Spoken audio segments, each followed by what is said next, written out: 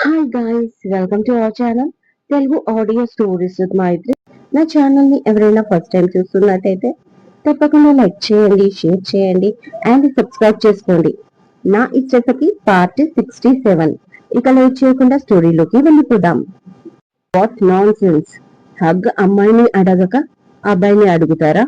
Sorry, నేను ఆ type కాదు అన్నాడు చాలా సీరియస్ గా దీవాంశ్. ఆ మాటకి ఇషికాలో ఉన్న కోపమంతా ఒక్కసారిగా ఎగిరిపోయి తన నోటికి చెయ్యి అడ్డు పెట్టుకొని మరీ గట్టిగా నవ్వేసింది ఇషిక. తన నవ్వుని చూస్తూ ఉండిపోయాడు దీవాంశ్. ఆమె కూడా అతని కళ్ళల్లోకి కాసేపు చూసి ఇక వెంటనే సర్దుకుంటూ, నేను రాకీ దగ్గరికి వెళ్తున్నా అంటుంది తలదించుకొని. నేను మిమ్మల్ని ఫాలో చేస్తున్నా అతను అనగానే తలెత్తి చూస్తుంది. అదే మేడం, నేను వస్తున్నాను రాకీ దగ్గరికి అన్నాడు దేవాంశ్.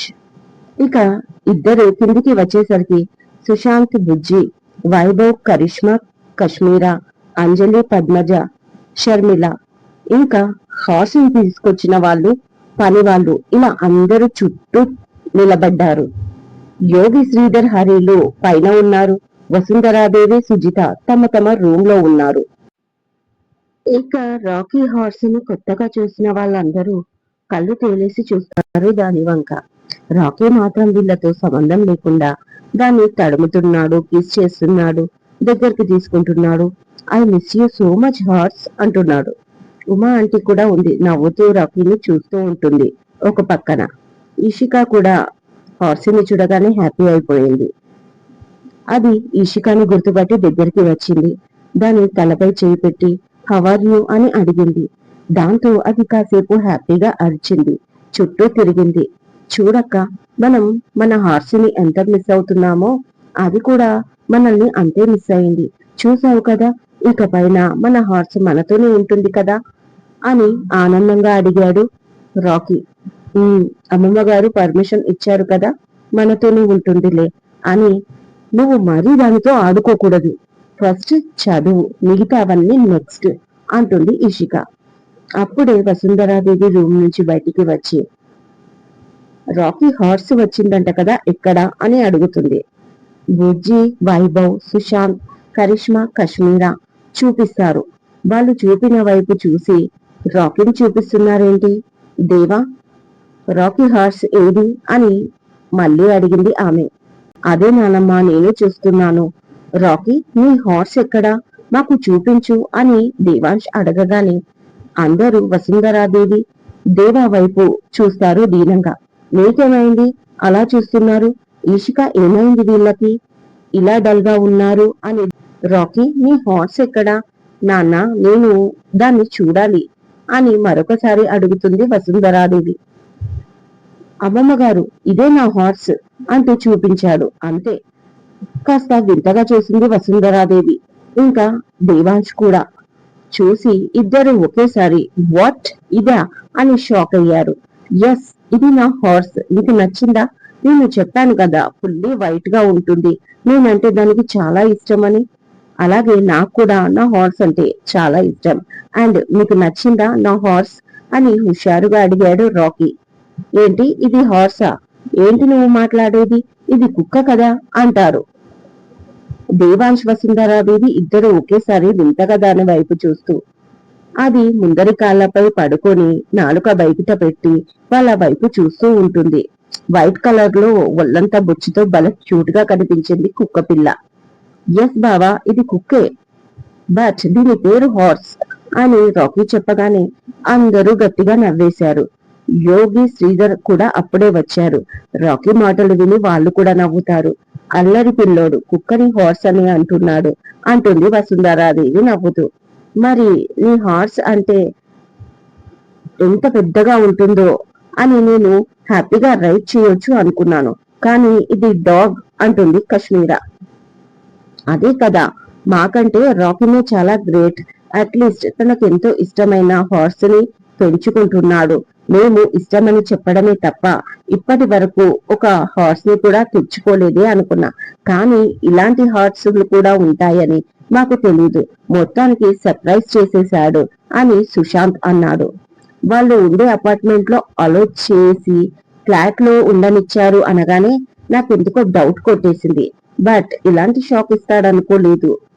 ఇక పైన కేజీఎఫ్ రాకీ కాదు, క్రేజీ రాకీ అని పిలుచుకుందాం అన్నాడు బుజ్జి. నాకు తెలిసినంత వరకు ఈ డాకీ హార్స్ అని చాలా క్రియేటివ్ గా పేరు పెట్టింది మాత్రం మీ అక్క ఈషిక అయ్యుంటుంది అని నవ్వుతాడు దేవాంశ్ ఈషికాని టీస్ చేస్తూ. తను కోపంగా చూస్తుంది ఆ మాటకి. వాళ్ళిద్దరిని చూసి అక్కడున్న వాళ్ళందరూ నవ్వుకుంటారు. ఇందులో వింతేముంది? ఈషిక ఏమైనా పెద్ద బిజినెస్ ఫ్యామిలీ నుంచి వచ్చిందా? డబ్బులో పుట్టి పెరిగిందా? లో మిడిల్ క్లాస్ ఫ్యామిలీ. ఇంకా చెప్పాలి అంటే తనకు ఫ్యామిలీ అనడానికి కూడా ఎవరున్నారు?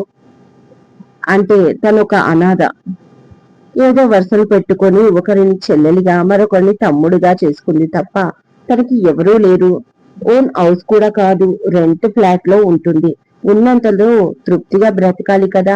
ఇలాంటి వాళ్ళు మామూలుగా కుక్కలు పెంచుకొని దానికి గుర్రం అని కాదు, గాడిదలను పెంచుకొని దానికి ఏనుగు అనే పేరు కూడా పెట్టుకుంటారు.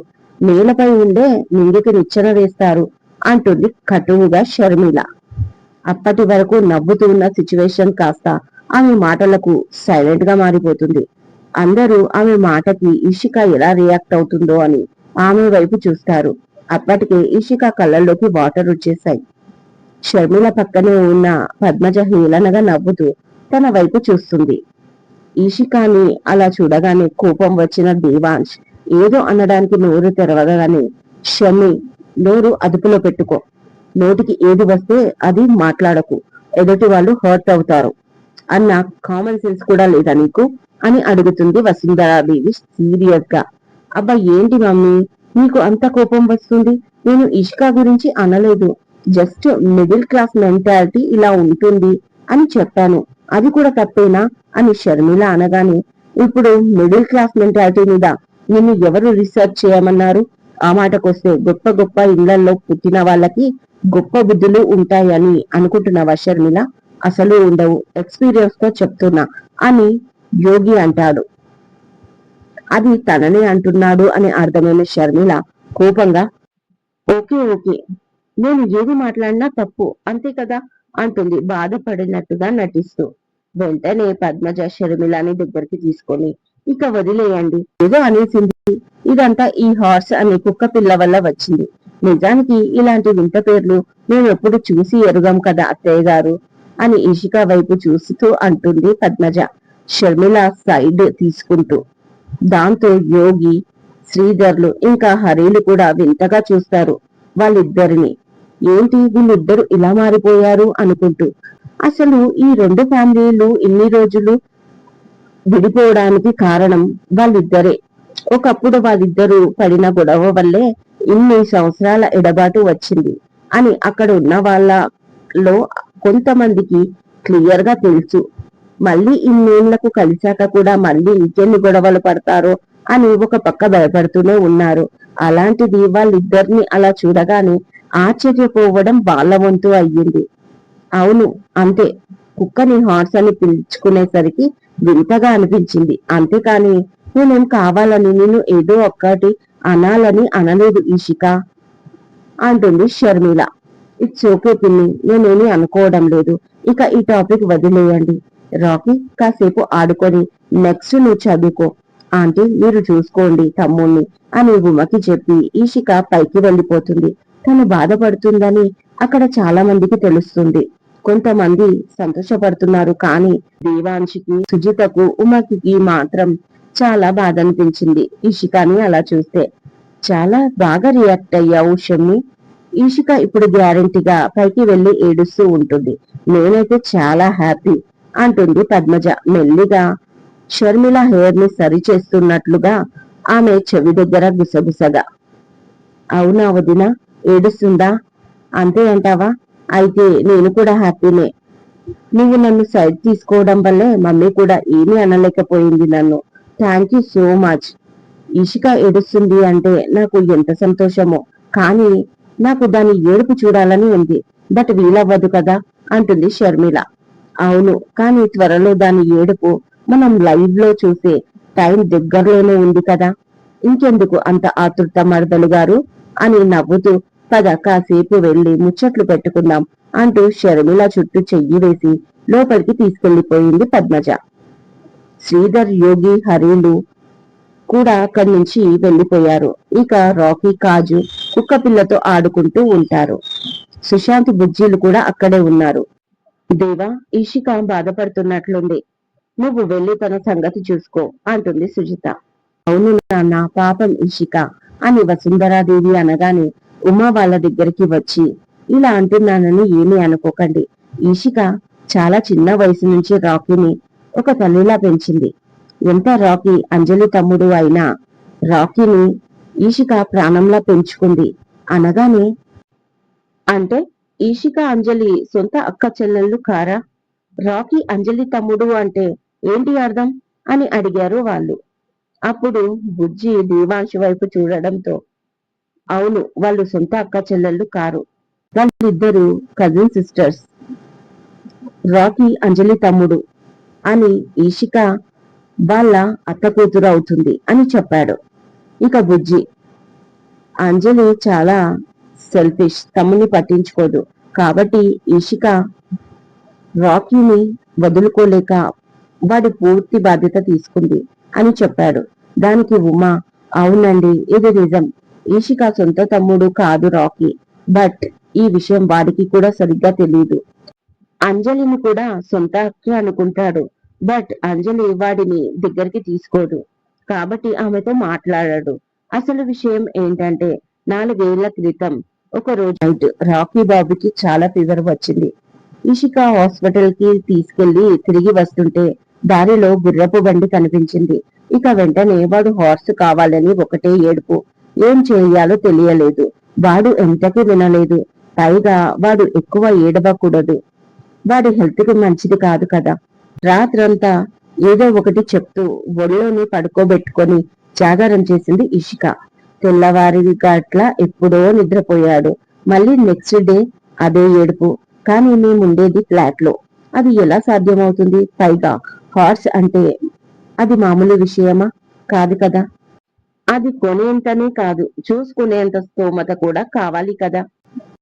ఇక వాడి బ్రెయిన్ ఎలాగైనా డైవర్ట్ చేయాలి అనుకుని తన ఫ్రెండ్ వాళ్ళ ఇంటి దగ్గర మాట్లాడి ఒక చిన్న కుక్క పిల్లని తీసుకొచ్చి ఇచ్చింది. ఇక అది ఎప్పుడైతే చూశాడో రాకీ హార్స్ అనే మాట పక్కన పెట్టేశాడు. ఇక జ్వరం కూడా తగ్గిపోయింది. మళ్ళీ అప్పుడప్పుడు హార్స్ అని అడిగేవాడు. దాంతో ఆ పేరు దానికే పెట్టేసింది. నువ్వు పెద్దగయ్యాక కొనిస్తానని ప్రామిస్ కూడా చేసింది ఈషిక. ఇక వాడు హ్యాపీ అయిపోయాడు. ఇంకో విషయం చెప్పనా? ప్రస్తుతం ఈషికకు 24 ఏళ్ళు. అదే రాకీకి వయసు 14 ఏళ్ళు. అంటే 10 ఏళ్ళు ఉన్నప్పుడే వాడికి తల్లి ప్లేస్ తీసేసుకుంది ఈషిక. అంటే ఇది మామూలు విషయం కాదు. 10 ఏళ్ల చిన్నారి పాప ఒక బాబుని ఎలా పెంచి ఉంటుంది? మీరే ఆలోచించండి.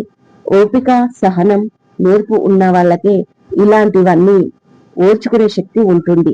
ఈషికాని చూస్తే నాకు అలాగే అనిపిస్తుంది. మీ అంత జీవితం నేను చూడలేదు పెద్దమ్మ గారు. మీ ముందే కాదు, మీ అనుభవం ముందు కూడా మేము చాలా చిన్నవాళ్ళం. రాకీని ఎప్పుడు తను బరువుగా తీసుకోలేదు, ఒక బాధ్యతగానే తీసుకుంది. తన సొంతమనే అనుకుంది. అంజలితో ఎంత వైరమున్నా రాకీ టాపిక్ మధ్యలోకి తీసుకురాదు. వాణ్ణి దూరం చేసుకోవాలని అసలు అనుకోదు. మంచితనం తప్ప మాటకారితనం తెలియదమ్మా మా ఈషిక పాపకి అంటుంది ఉమా. ఆ మాటలు విని వాళ్ళు ఒక క్షణం ఈషిక గురించి ఆలోచిస్తూ ఉండిపోయారు. నిజమే కదా, ఒక తల్లి మాత్రమే పిల్లల్ని భరిస్తుంది. కానీ ఇంత చిన్న వయసులో ఆ బాబుని సాకడం, పైగా వాడి ఆరోగ్యం బాగాలేదు, అలాంటి వాడి బాధ్యత తీసుకోవడం చాలా చిన్న విషయం అయితే కాదు. ఈ విషయంలో నా ఈషికాని మెచ్చుకోలేక ఉండలేకపోతున్నాను. సేమ్ టైం నాకు అంతే గర్వంగా కూడా ఉంది. మనం ఈ విషయంలో తనకి ఫుల్ గా సపోర్ట్ చేయాలి, అర్థమైందా అని దేవాంశ్ వైపు చూస్తూ అంది వసుంధరాదేవి. అఫ్ కోర్స్ నాని, నా ఫుల్ సపోర్ట్, సారీ, మన ఫుల్ సపోర్ట్ తనకి ఉంటుంది, ఓకేనా? ఇక మీరు ఇవన్నీ ఆలోచించకుండా వెళ్ళి రెస్ట్ తీసుకోండి, నేను ఈషికాతో మాట్లాడతాను అంటూ పైకి వెళ్ళాడు దేవాంశ్. ఉమా చెప్పిన మాటలు ఆలోచిస్తూ. ఉమా మాటలకి ఆశ్చర్యపోయిన సుశాంత్, నిజంగా వదిన గ్రేట్, ఎంత ఓపిక కదా. ఈ కాలం అమ్మాయిలకి ఎవరికైనా ఉంటుందా అన్నాడు. హా, నిజంగా చాలా గ్రేట్. అయినా వచ్చినప్పటి నుంచి చూస్తున్నా ఆ అంజలి ఒక్కసారి కూడా రాకీతో మాట్లాడింది లేదు అంటుంది సుజిత. ఆ అమ్మాయికి సెంటిమెంట్స్ ఉండవు, కావాలంటే మీరే గమనించండి. ఇష్కా బాబీతో కూడా ఫ్రీగా ఉండదు ఆ అమ్మాయి అన్నాడు బుజ్జి. అవును, నేను చాలా సార్లు గమనించాను. అసలు ఆ అమ్మాయి ఎందుకు వచ్చిందో ఇక్కడికి అసలు అర్థం కావట్లేదు అంటుంది సుజిత. ఆ మాటలకి బుజ్జి కామ్గా నవ్వుకుంటాడు. తను ఎందుకు వస్తే మనకెందుకు, మనం మాత్రం ఇషికని బాధ పెట్టకుండా చూసుకోవాలి అంతే అంటుంది వసుంధరాదేవి. అవునవును అంటారు మిగతా వాళ్ళందరూ. గదిలోకి వెళ్లేసరికి ఇషిక కామ్గా విండో నుంచి బయటికి చూస్తూ నిలబడింది చేతులు కట్టుకొని. అటువైపు తిరిగి ఉండడంతో వెనక నుంచి ఆమెను చూస్తూ దగ్గరికి వెళ్ళాడు దేవాంశ్. ఏమైంది ఇషిక, అలా వచ్చేసావు? అత్త అన్న మాటలకి బాధపడుతున్నావా అని అడిగాడు. నాకు బాధ కొత్త కాదు, అలవాటైపోయింది ఇక్కడికి వచ్చాక. ఇంకాస్త ఎక్కువ అయ్యింది అంటుంది. ఆ మాట వినగానే దేవాంశ్ తనతో మొదట్లో ప్రవర్తించిన ప్రవర్తన గుర్తుకు వచ్చింది. సో నన్ను నిందిస్తున్నావన్నమాట అనగానే, అయ్యో, మిమ్మల్ని అనే ధైర్యం నాకు ఎక్కడిది మిస్టర్ మిత్తల్. మీరు కూడా చాలాసార్లు మా మిడిల్ క్లాస్ బతుకుల్ని వెక్కిరించారు కదా. మా మిడిల్ క్లాస్ కాన్సెప్ట్ తో డ్రామా షోలు క్రియేట్ చేసి ఒక టెలివిజన్ ఇండస్ట్రీనే ఏలుతుందని అన్నారు కదా అప్పట్లో, మర్చిపోయారా అని అడిగింది ఇషిక వెనక్కి తిరగకుండానే. బాబోయ్, నన్నే అంటుంది. అయినా అన్నమాటనే కదా, తప్పు ఒప్పుకోవాల్సిందే.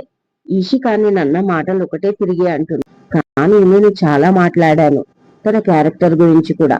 బాబోయ్, కర్మ ఇటు పొదు వెతుక్కుంటూ వచ్చేస్తుంది అని ఈ మధ్య రీల్స్ లలో బాగా వైరల్ అవుతుంటే ఏంటో అనుకున్నా. అది నిజమే అన్నమాట. నా కర్మ నన్ను వెతుక్కుంటూ నా దగ్గరికి వచ్చేసింది. నేను చేసిన తప్పులకి క్షమాపణ కోరుకోవాల్సిందే నా ఇష్టసఖి దగ్గర అనుకుంటూ ఆమె దగ్గరికి వెళ్లి, ఫీల్ అవుతున్నావా అని అడిగాడు. హా, అవుతారు కదా, అసలు మిడిల్ క్లాస్ వాళ్ళం.